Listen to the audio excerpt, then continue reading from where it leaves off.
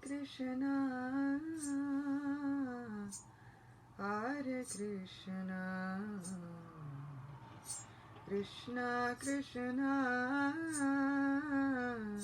Hare Hare, Hare Rama, Hare Rama, Rama Rama, Hare Hare, Hare Krishna, Hare Krishna, Krishna Krishna, Hare Hare, Hare Rama, Hare Rama, Rama Rama, Hare Hare, Hare Krishna, Hare Krishna, Krishna Krishna, Hare Hare, Hare Rama, Hare Rama, Rama Rama, Hare Hare, Hare Krishna, Hare Krishna, Krishna Krishna, Hare Hare, Hare Rama, Hare Rama, Rama Rama, Hare Hare, Hare Krishna, Hare Krishna, Krishna Krishna, Hare Hare, Hare Rama, Hare Rama, Rama Rama, Hare Hare, Hare Krishna, Hare Krishna, Krishna Krishna, Hare Hare, Hare Rama, Hare Rama, Rama Rama, Hare Hare, Hare Krishna, Hare Krishna, Krishna Krishna, Hare Hare, Hare Rama, Hare Rama, Rama Rama, Hare Hare. Shri Shri Radha Govinda Dev ki jai, Kali Yuga Dharma Shri Harinam Sankirtan ki jai, Srila Prabhupada ki jai. Hare Krishna, welcome. Good to see all of you for day 2 of our Venkateswara Mahatmya. We started it yesterday, and we spoke about the glories of Shri Purushottam Mas, the month that we are currently absorbed in now. And we began the saga of Lord Balaji, Lord Venkateswara. We journeyed to South India, and we began our pastime. And now today, we will be continuing. Of course, we can't begin without absorbing our minds in the right mood of all of these pastimes and invoking the divine presence of Shri Shri Radha Govinda Dev, Shri Shri Radha Krishna Chandra, Shri Shri Radha Madhava. And we do that with the wonderfully short and sweet bhajan, Jai Radha Madhava, composed sweetly by Srila Bhaktivinoda Thakur. Jai Radha Madhava Kunja Bihari Gopi Jannavalabha Girivaradhari Jai Radha Madhava Kunja Bihari Gopi Jannavalabha Girivaradhari Jashodanandana Brajajana Ranjana Jamuna Tiravana Chari Jashodanandana Brajajana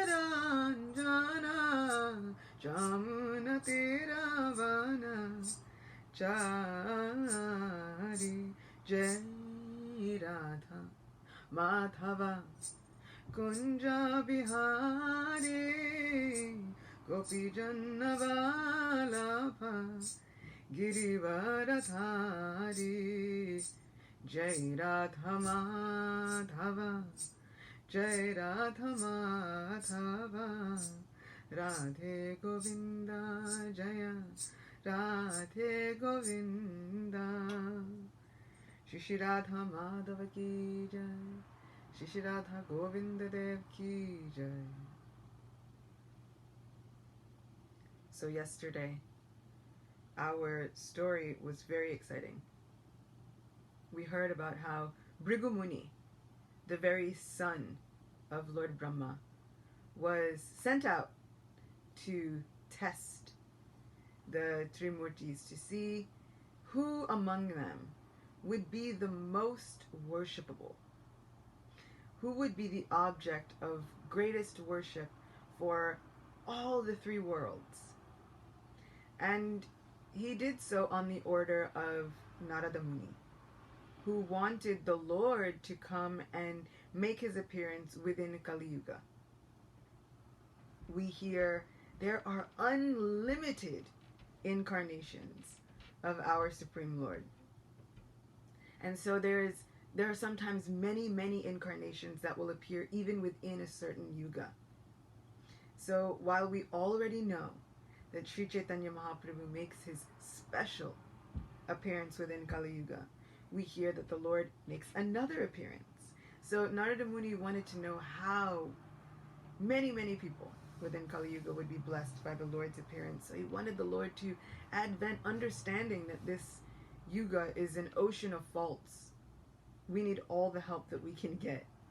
We need all of the assistance available to us. We need all of the Lord's causeless mercy. So Narada Muni thought, I must think of some way for the Lord to advent himself. So he journeys to the bank of the river Saraswati, where many sages are performing a sacrifice, and Bhrigu Muni is sent out to see who should be the most worshipable deity among all of the other presiding deities of the universe. Bhrigu Muni visits Lord Brahma, Lord Shiva, and Lord Vishnu. And as we heard yesterday, Lord Vishnu is to be the most worshipped, the supreme among all gods. And he did so by displaying his qualities of tolerance.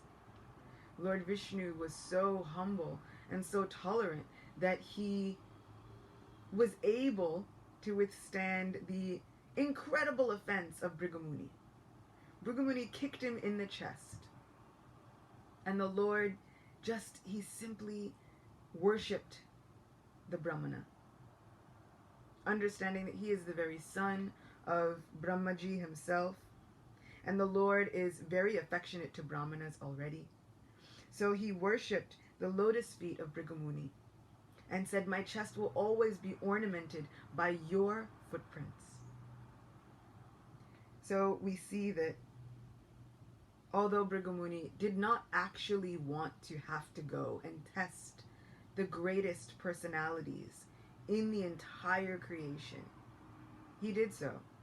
And in doing so, even though outwardly it seemed as though he had to commit an offense to Lord Vishnu, he was given such a great benediction. The Lord always gives benedictions, even if it seems as though something terrible has happened. It is in this way that we can sometimes see reversals in our lives. My Guru Maharaj always speaks about how to see obstacles and reversals with an attitude somehow of gratitude.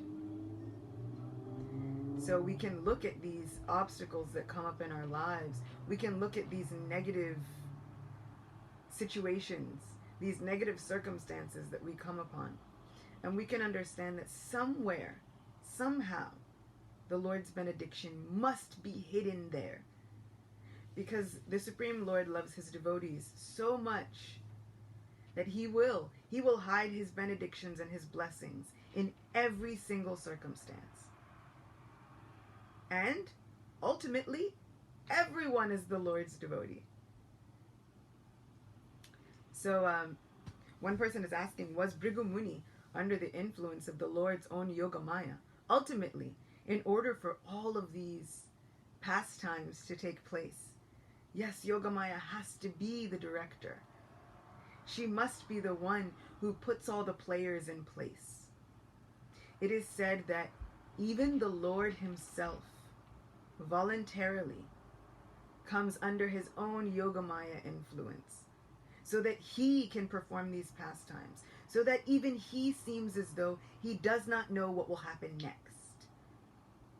Because in order to have these pastimes, and in order to have them play out on such a large scale, on such a large stage, the Lord himself must enter into a state where he says, even I don't know what will happen next.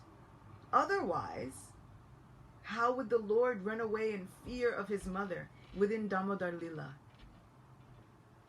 How would the Lord come under the influence of such distress? How would the Lord himself become bewildered when Sita Devi is stolen, when he is Sri Ram? So as the Lord enters into these pastimes, he submits himself to the power of his own Yogamaya potency.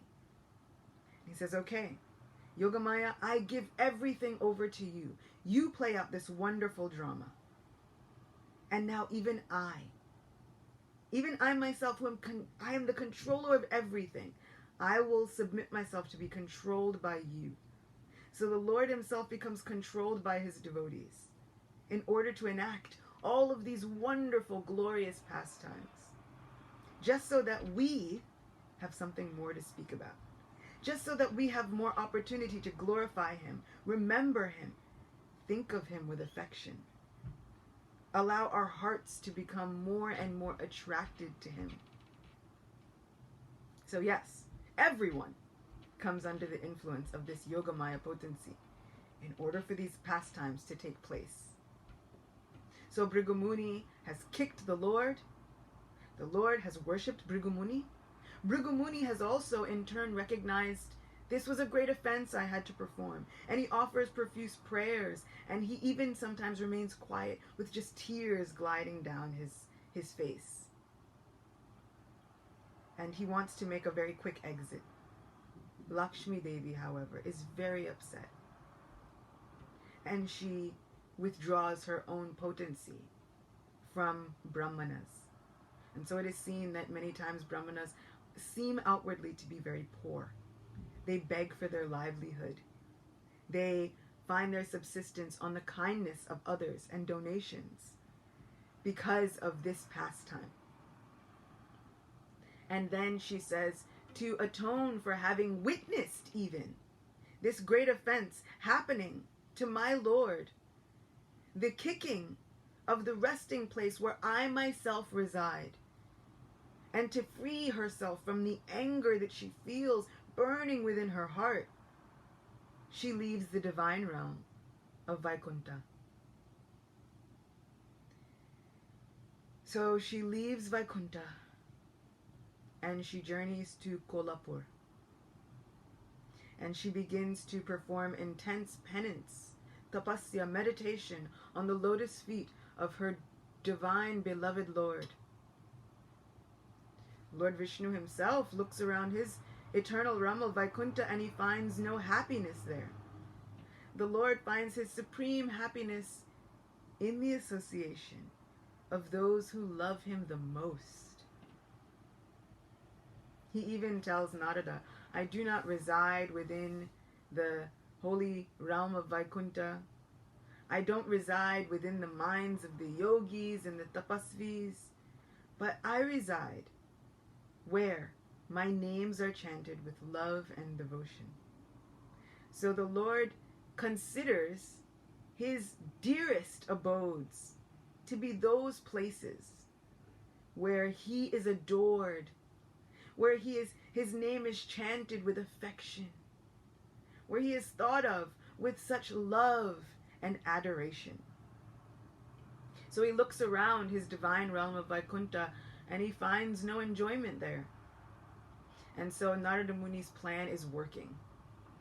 And the Lord journeys to Sesadripuram, and he decides he's going to leave Vaikunta as well. He goes to the earth, and he assumes the form of Srinivasa. So this form of Srinivasa, which is a very apt name, which means the abode of Lakshmi. So the Lord assumes the form of Srinivasa, and he journeys to Seshadripuram, and he sits under an anthill, and he absorbs himself in meditation. But while Lakshmi Devi is meditating on the divine form of her beloved Lord, Lord Vishnu is meditating on the divine form of Lakshmi. It is said that the Lord, who is the foremost among all men, Srinivasa himself is called Lord Sri Purushottam. And he sits under this anthill and he simply chants the name of Lakshmi. And he doesn't eat. He doesn't drink. He simply absorbs himself in the chanting of his beloved's name. I love this story because it is such a romantic notion, such a gorgeous feeling that the Lord that we absorb our minds in also will absorb his mind in adoring his devotees. He goes wherever there is love for him. The more intense the love is, the more he feels he must run to that place. So he is sitting and he absorbed in meditation. And this is where we find ourselves today, in day 2. So what happens as the Lord is absorbed in meditation?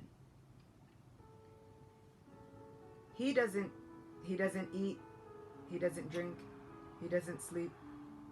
And so we hear in many, many pastimes, especially the very famous pastime of Draupadi, when Draupadi was visited by the sage Durvasa Muni, and she is living in the forest in exile with her husbands, the Pandavas. And Durvasa Muni with 10,000 disciples arrives in the forest, wanting to be served by Draupadi and her husbands. But she thinks she has no food left for that day. What will she do? And with great feeling, with anxiety in her heart, she calls out to her friend Govinda. Govinda arrives on the spot, because he says, wherever my name is chanted with love and devotion, I run to that place. I must go there. I reside there. So of course Govinda arrives on the spot, willing and ready to help his friends. However, he says, Draupadi, I'm very hungry. I can't do anything until I eat. I ran here straight from Dwarka. You must feed me. And Draupadi says, well, this is the problem. I have no food. He says, you must have something. Now is not the time for games. I can hardly concentrate. I feel faint with hunger. And Draupadi says, I've had this pot from Suryadev given to me.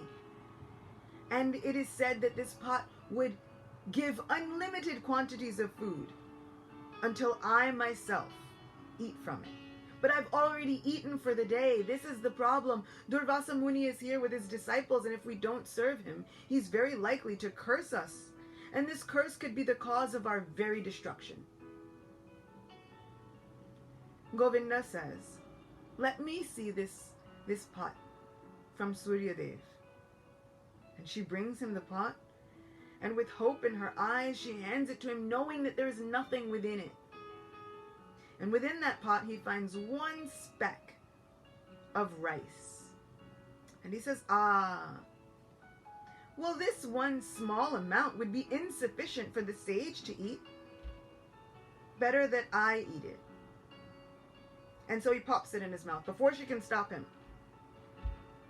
And he says, now I'm satisfied. Now I can think of a solution to your problem. But when Govinda is satisfied, Srila Prabhupada says, we are all looking to satisfy our senses. But Govinda is one who gives pleasure to the senses. So if we give pleasure to Govinda, automatically all of our senses will become satisfied. Automatically, Govinda will give pleasure to the senses of the entire creation. So when Govinda is satisfied, the entire creation is satisfied. And in that way, Durvasa Muni and all of the thousands of his disciples felt like they had eaten a full meal, that they couldn't possibly eat anything more. And so they quickly left that place in fear of committing an offense to the devotees, the Pandavas, knowing that Yudhishthir Maharaj was the abode of righteousness. So they quickly left. So in this way, Srinivas is sitting under an anthill. He has not eaten, he has not drunk anything. And so because the Lord is hungry, the entire creation is feeling great hunger and great thirst. They are feeling a great fire of separation even within them. Now this is becoming a very big problem for all of creation. The demigods are feeling unsatisfied. People are feeling unsatisfied. What can be done? Lord Brahma thinks to himself, I will create a solution to this problem. And he visits Lord Shiva and he says, will you come along with me to create this solution? Lord Brahma and Lord Shiva team up together. Lord Brahma becomes a cow and Lord Shiva becomes a calf. This cow was glorious and beautiful, gleamingly white, like the foam on milk, majestic, glorious, with full udders, just ready to give the most nutritious milk, the most wonderful ambrosial milk, which is like the nectar of the gods. After all, this cow is none other than Lord Brahma himself. And Lord Shiva is the calf, showing that this cow is ready and prosperous, fortunate. And so this cow and the calf journey to the earth. And they go to Mahalakshmi, where she is in Kolhapur, and they say, "Oh Mata, please, only you can help us. The Lord, he's sitting, he's meditating in Sheshadripuram. He's meditating under an anthill. You have to help us. The entire universe is feeling great hunger. We must do something." And so she thinks, all right, if my Lord is feeling hungry, I have to help. They journey to a nearby kingdom, and Lakshmi Devi takes the form of a cowherd girl. And she herds this cow and calf to a nearby kingdom, calling out that she is willing to sell this cow for a very hefty price. It's very expensive. After all, this cow is ready to give not only milk but wealth, untold riches and prosperity to whoever buys this cow. Now the king nearby is ready, and the queen, they hear that this gorgeous cow and calf are ready to be sold. And they immediately think, we must buy it. The queen buys the cow and the calf and gives it into the charge of a cowherd man. She says, now, you take care of this cow. This cow is going to give prized milk every day. And the cowherd says, yes, of course I will. I'll take care of them like they were my own family members, just like my own children. And so the cowherd begins to herd this Brahma cow and the Shiva calf. And every day, the cowherd is caring for the cow, washing it, brushing it, making sure everything is taken care of. But every day, there's no milk. Every single day, there's no milk. Finally, the queen gets angry. And she begins to question everyone. Where is the milk from this prized cow? I've paid so much for it. The cowherd girl assured me that riches, prosperity, wealth, opulence, the nectar of the gods would come from this cow, and yet nothing. She asks the cowherd man, are you drinking it? Are you stealing it? Where is the milk? He says, no, it's not me. I promise it's not me. He says, well, where is it? He says, I don't know. I can't tell you. I haven't been lax in my duties. I've been taking care of this cow very nicely.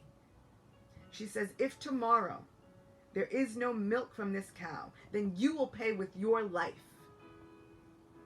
Now the cowherd man is in a great dilemma, and he thinks, I must do something. The next day, the cowherd goes grazing along with the cow and the calf. And so every day, the cowherd would do the same thing.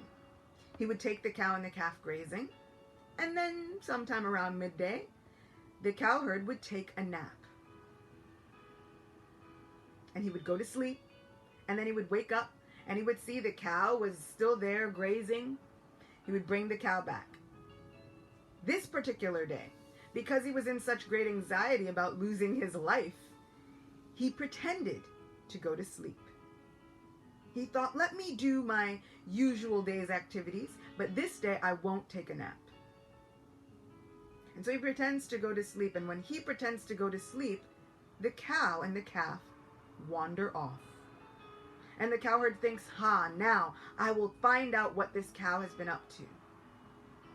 And so he follows the cow and the calf, and this cow and the calf, they journey and they journey and they journey to an anthill.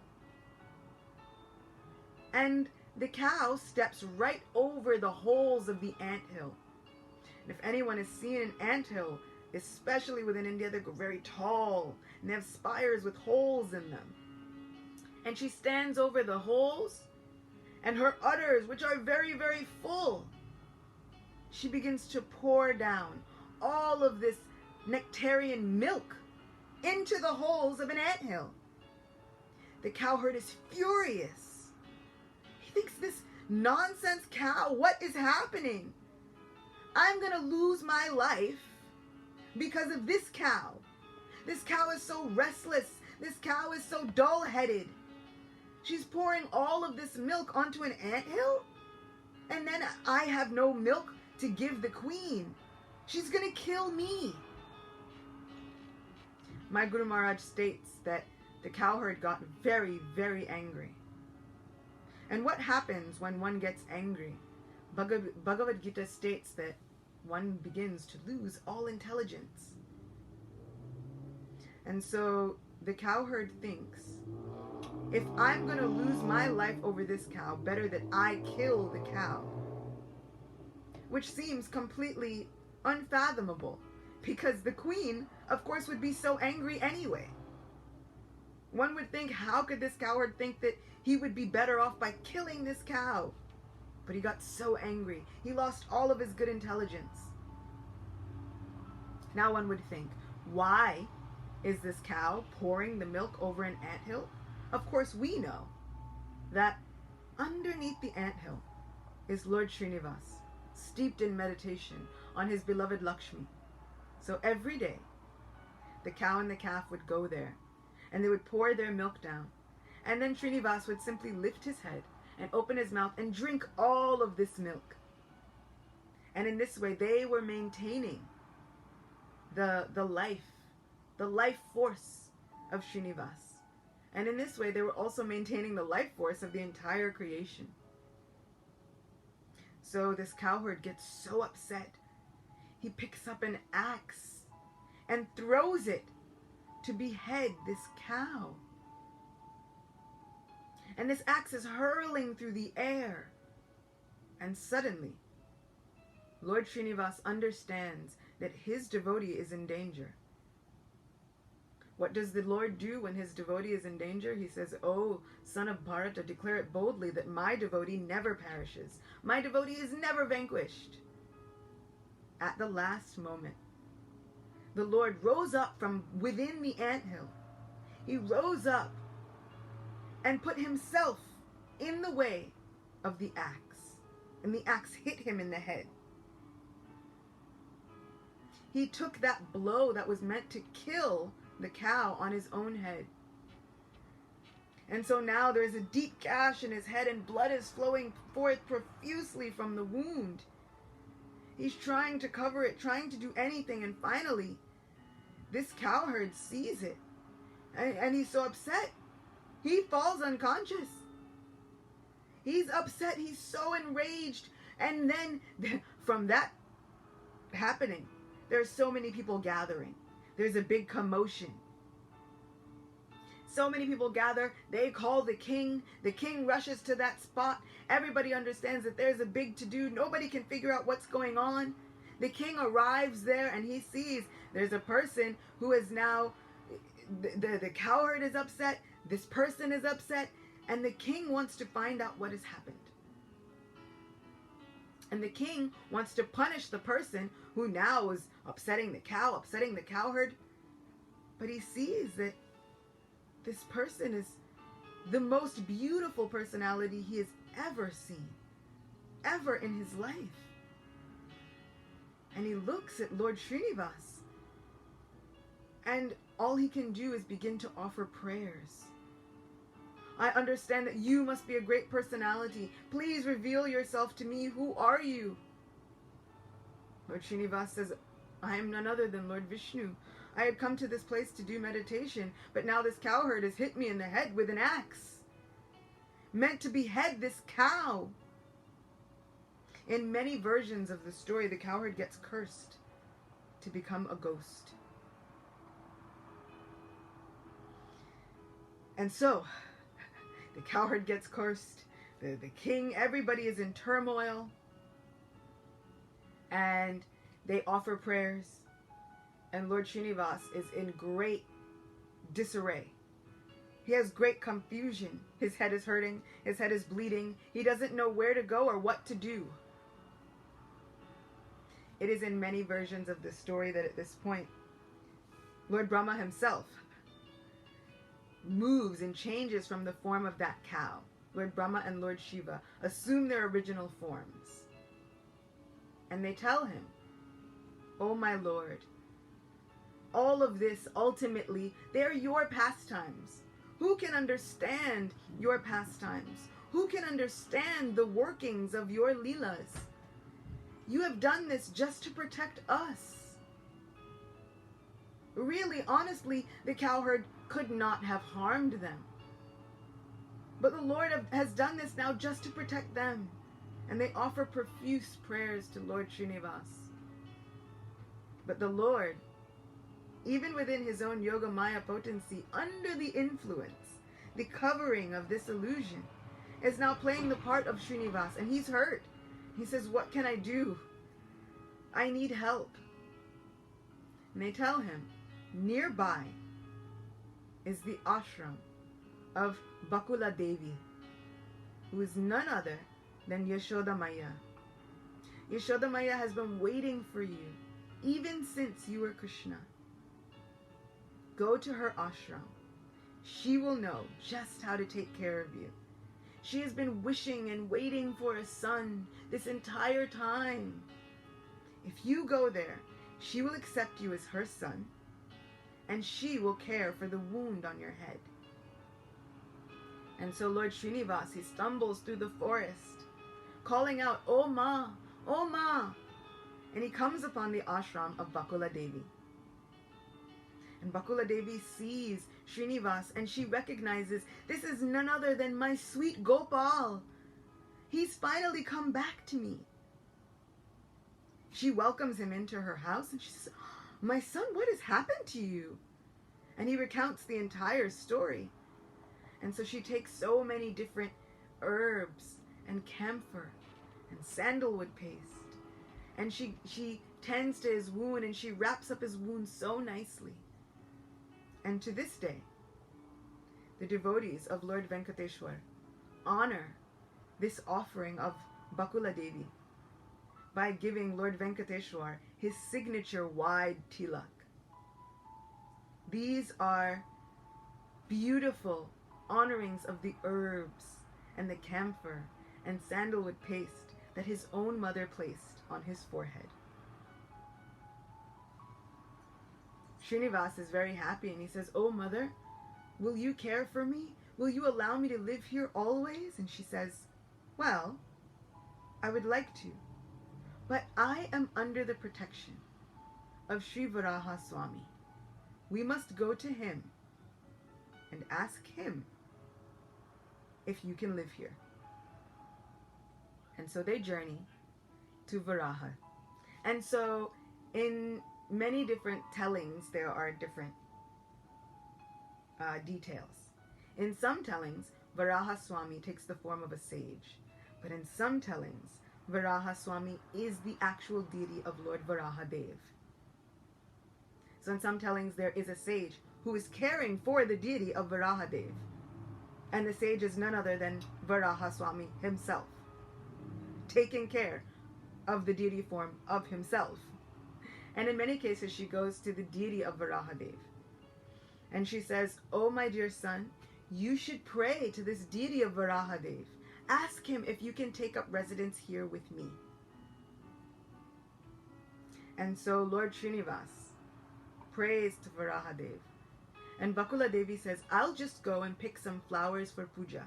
You stay here and pray fervently to Varahadev." And when she leaves, Varahadev assumes his form and he speaks with Lord Srinivasa. And this is where I was saying so many pastimes of Srimad Bhagavatam intersect within the beautiful confluence that is the story of Lord Venkateswara. So Varahadev says, "When I appeared to kill the demon Hiranyaksha, I fought with him. And then Lord Varahadev, they did an extremely wonderful battle," Srimad Bhagavatam explains. Varahadev appears from the nostrils of Lord Brahma himself. Then he does battle with Hiranyaksha, hits him casually at the base of the ear, and kills the demon immediately. All of the demigods are showering flowers, and they are in great jubilation. And Varahadev rescues the earth, Bhudevi, who assumes her personal form. And she says, "Oh my Lord, you are the most supreme person. You are the Lord of my life, and the most attractive personality I have ever seen." The Lord says, "What can I do for you, Devi? Ask for a benediction." Bhudevi says, "The only benediction I can ask for is that you accept me as your wife and stay with me always." Varahadev says, "So be it." And he marries Bhudevi. And he says, "But, my dear, we need a beautiful place to live. If you can provide me with the most beautiful place to live, then we can spend our days happily." And so she says, "Of course." And so she creates what she considers to be the most beautiful place on earth, which within this pastime is considered to be the Tirumala Hills. These Tirumala Hills are considered to be the most gorgeous place on earth. Rolling green hills. They are non-different than Vaikunta. So she says, "My Lord, we should reside here. Here we can be happy. There is such greenery." And it is said that it's like the earth decked herself like a bride with such green pastures, such gorgeous waterfalls, beautiful rock formations. And so they live there on the Tirumala Hills. They even have a son by the name of Bhoma. He comes in later during Krishna book. So Varahadev says, "I've been living here ever since. But my Lord Srinivasa, you are none other than the Supreme Personality of Godhead. I am your very own expansion. If you want, you can live here. The whole earth is your divine realm. You can have anything you want. Please live here. Lord Srinivasa says, no. If I live here, I want to give you some reciprocation. I want to pay some form of rent. Lord Varaha Dev says, I can't think of taking anything from you. And Srinivasa says, well, we'll make a contract. From now until the end of Kali Yuga, whoever is my real devotee, when they come to see me, they should first come and take darshan of you first. So the tradition is that before one goes to see Lord Balaji in Tirupati, they should first take darshan of Varaha Swami in the temple nearby. Then they can go and see Lord Venkateswara. And this honors the agreement that came between the two lords, so that Lord Venkateswara would have a place to live. So Srinivasa accepts, Varaha Dev accepts. They both accept the terms of the contract, and Srinivasa lives there happily. Until one day. And it is at this point that we have to leave off until tomorrow.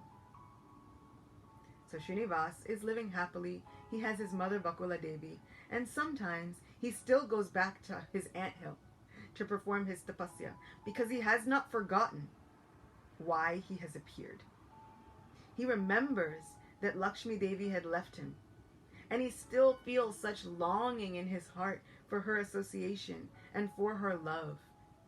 And so he often goes back to his anthill to perform his tapasya and his meditation on his beloved Lakshmi. What can we gain from these pastimes?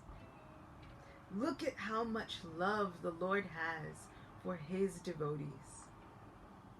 This is the most amazing aspect of all of the Lord's pastimes.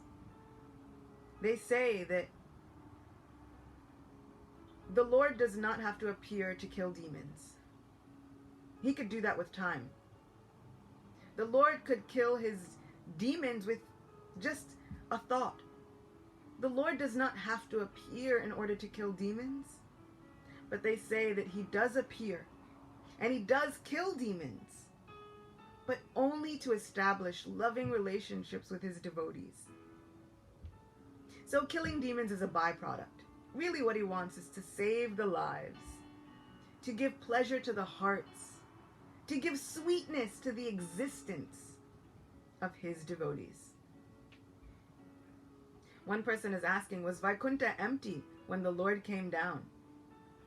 In one sense it was, and in one sense it wasn't. What we know about the Lord is that he can always exist simultaneously in two places at once. The Lord has unlimited forms.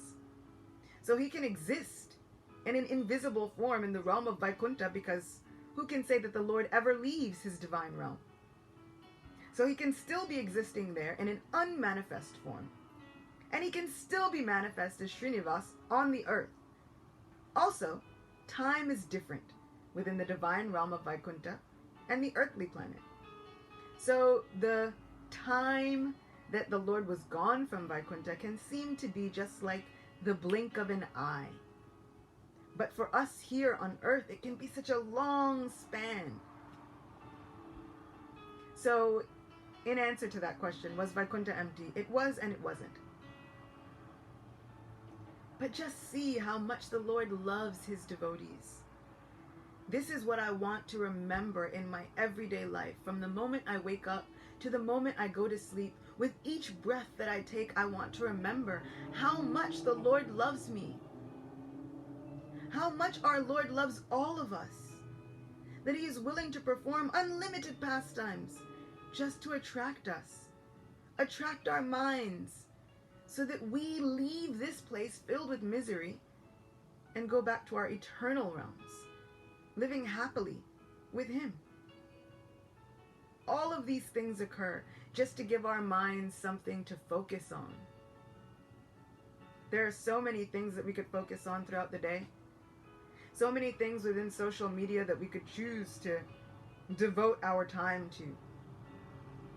But if we just take the opportunity, if we give ourselves any excuse to dive into the ocean of nectar that are the pastimes of our supreme beloved best friend, we find hope. We find love. We find acceptance. We find the greatest gift of Krishna's causeless mercy and blessings.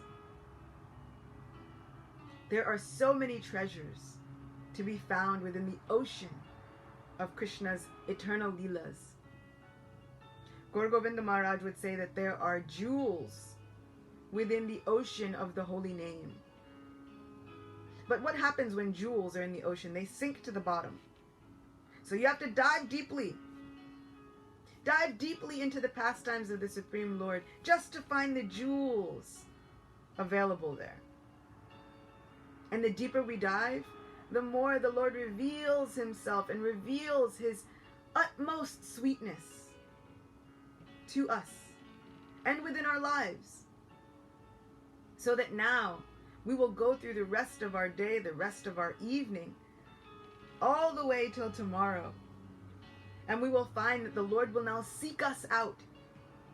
We have called him. We have called him with love and affection. We have remembered his pastimes. And now we will just see how the Lord upholds his end of the promise, where he says, I must run to that place. I must run to those hearts that are truly devoted to me. Let us just see how the Lord will continuously seek us out throughout the day. He will find ways to insert himself within our day. Sachinandan Maharaj says, for each time we call out, O Krishna, O Govinda, for each time we call out, O Govinda, Krishna replies twice, I am here. I am here. Krishna is more eager to be with us than we are to even be with him. Now let us just see that eagerness in action throughout the rest of our day. Let us see these miracles in action. Let us just see how Krishna runs to be with those who love him the most. I wish you happy chanting. I wish you glorious remembrance of our dearmost friend. And I wish you all glimpses of his mercy, his love, his protection, his hope within the rest of your day. I can't wait to be with you all tomorrow when our story gets even more exciting and we find out more adventures of Lord Srinivasa. Until then, let us remember the Lord with love and affection and call out Govinda, Govinda. Shri Shri Radha Govinda Dev ki jai. Srila Prabhupada ki jai. Sri Venkateswara Dev ki jai. See you all tomorrow. Hare Krishna.